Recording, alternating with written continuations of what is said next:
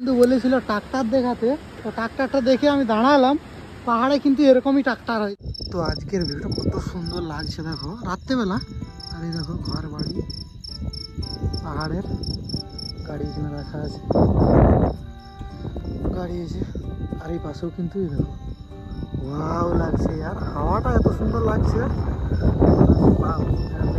পুষ্কর ভাই আছে, কি সুন্দর দিচ্ছে।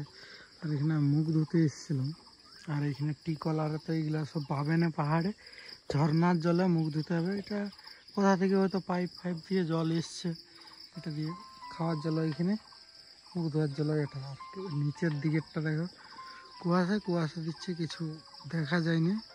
বৃষ্টি পড়ছিল কালকে রাত্রেবেলা বলছিলাম। তো রাস্তা আরও কিছুটা যেতে যেতে বানাবো, দেখাবো তোমাদেরকে। পাহাড়ে কিন্তু এরকমই ঘর বাড়ি হয়।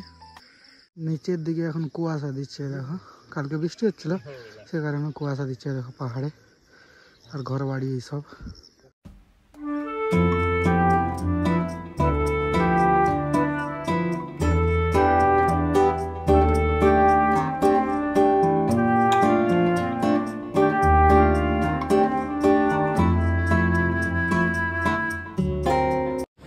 তো একটা বন্ধু বলেছিল ট্রাক্টর দেখাতে, তো ট্রাক্টরটা দেখে আমি দাঁড়ালাম।